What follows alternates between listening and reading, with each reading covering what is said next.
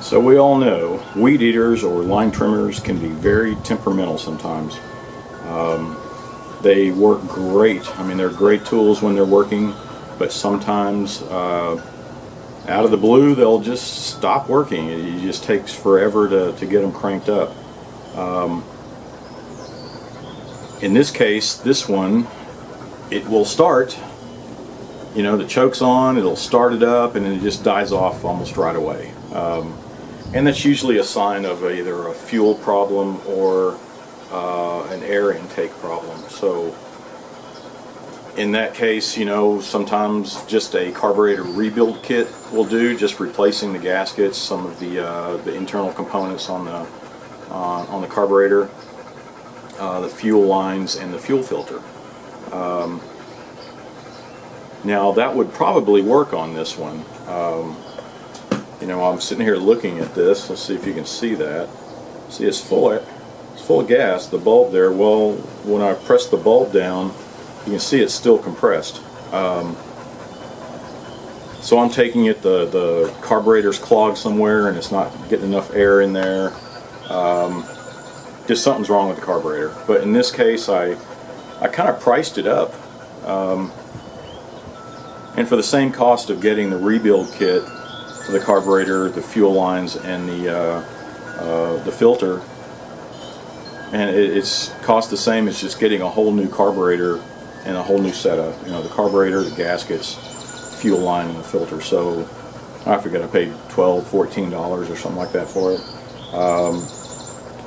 So it's just as cost effective, just a few dollars more, and it's much easier just to swap it in and out. And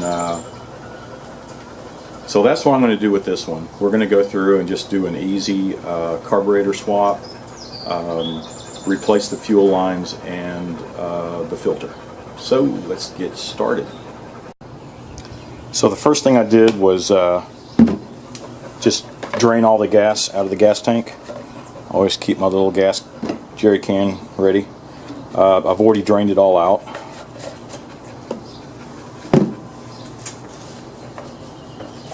We can open up the air filter housing there, and there's your piece of foam. It looks like in good shape. See if you can see that here.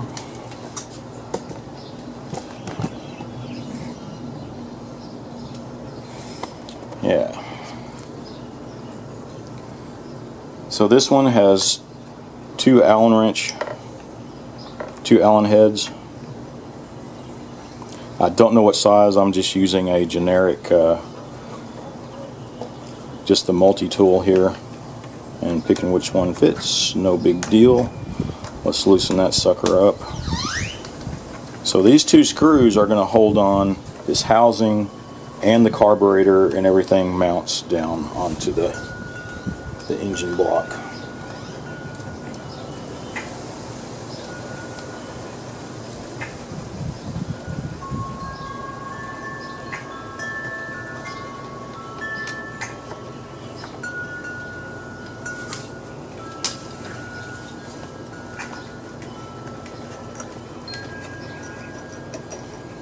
Okay, there's the housing, and so your carburetor is already loose. It's ready to go. I will pull the fuel lines off of it.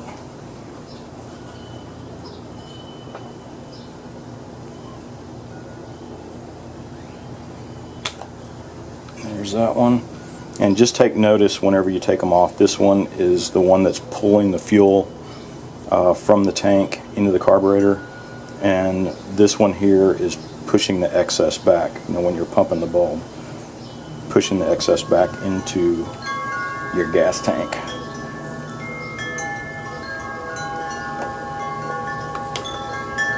There we go. Yeah, see, the bulb's still staying compressed, so something's clogged in here for sure. So the next thing, I'm going to pull these hoses out, especially the one going into the tank that has your filter in it, which is this one right here. This one is actually pretty new. It was replaced not too long ago. and that's your recirculating hose.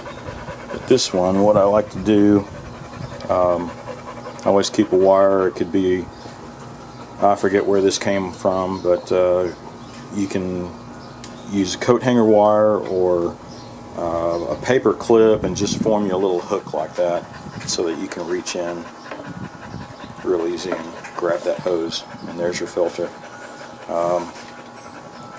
The filter actually looks good, but the hose seems like it's kind of crinkled for some reason. And I'll go ahead and pull that through.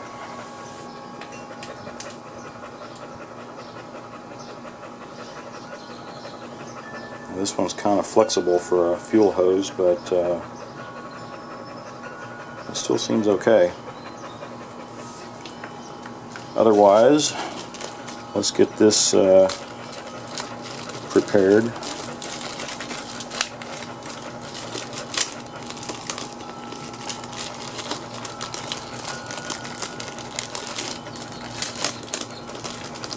Came with an extra bulb. There's our filter, and it came with an extra long lead for fuel line, which is great. And we'll trim it down to size, but you can see we'll need from approximately right here, and it'll drop down to the bottom. So let's cut it that long, and we'll have plenty left over. Alright, so we got the hose cut down to size, and by the way, a good tip is just snip it off at an angle that way, so that it'll be a little bit easier sliding down into the hole. Let's get our little pull wire inserted through there, slip it inside the hose, and hopefully that will grab.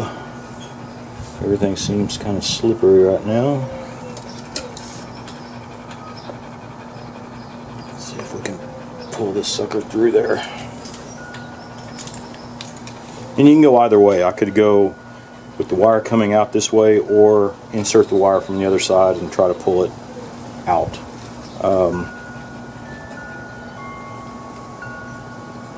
A good reason for doing that is because we only need the short end sticking out this way, and it might be a little easier. It's easier to pull it through, but then you gotta adjust for that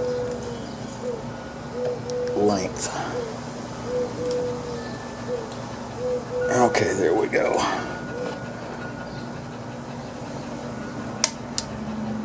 Just gently pull it. You don't want to tear your new hose. So let's get that off of there.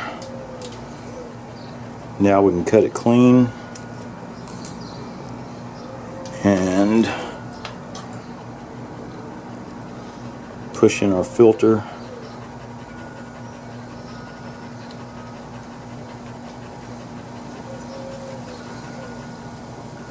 Okay, that's good and tight. We'll drop it down to the tank. Okay, we got the new hoses in place. Let's put the carburetor back on. I took the old gasket off.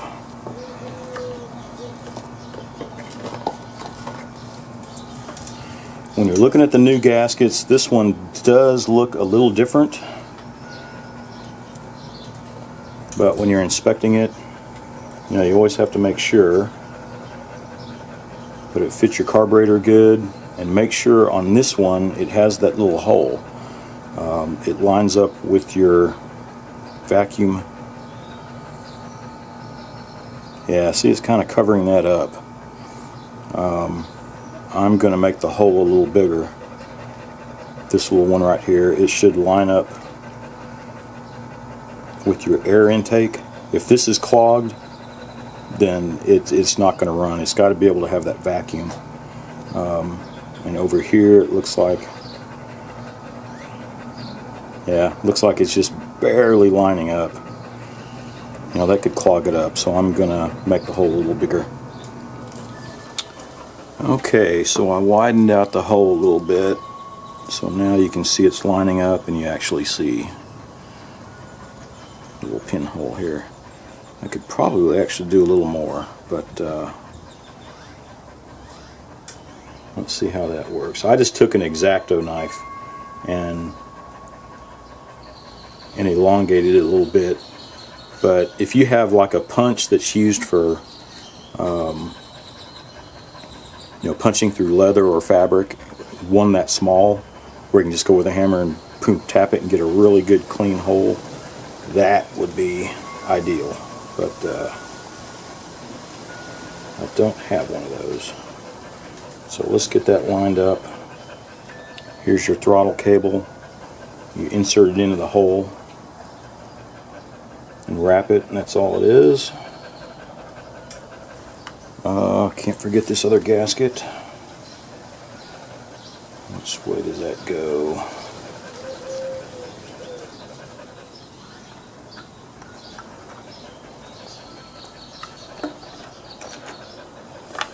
So I have to insert all this in, make sure everything's lining up.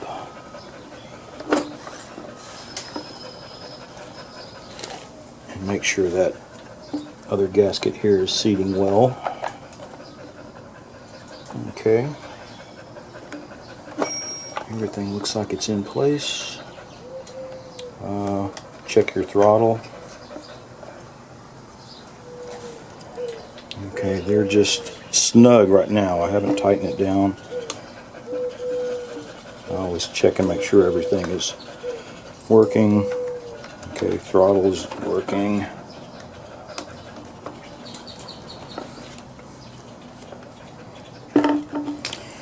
Now for your hose, remember, this is your return. This one we just put on is the intake hose that has your filter on it. And if you're unsure which one is which, see, there's this one's pushing it out, and this one is sucking it back in. So this one looks like I punctured this hose while we were putting it on, so I'm going to cut that tip off, get a good clean. So there's your intake here.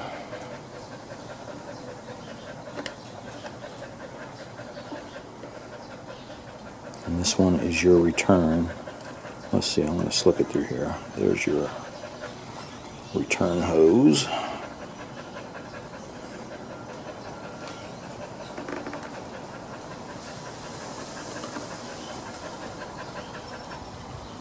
Everything good and snug. There we go. Choke's working fine. Where's our filter?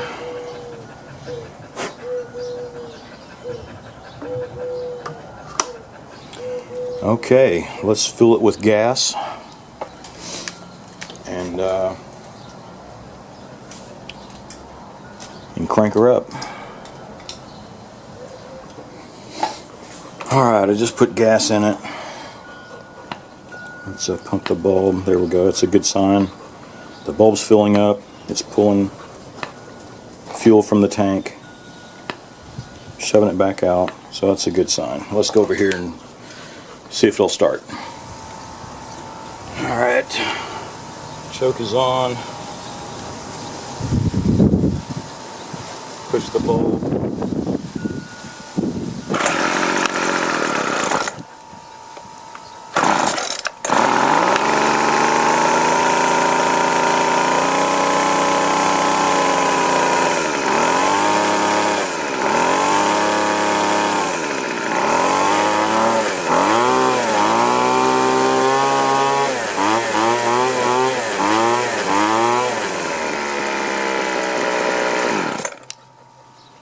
Alright, looks like that did the trick. So now I got to do yard work. But so just keep in mind, just crunch the numbers. If getting a rebuild kit and all the fuel lines if it, you know, add the cost up, sometimes it's just as easy to get an entire carburetor with all the with the gaskets and the fuel lines and all that good stuff, and I think it was $2 or $3 more, and that was much easier than rebuilding the carburetor. So that's it.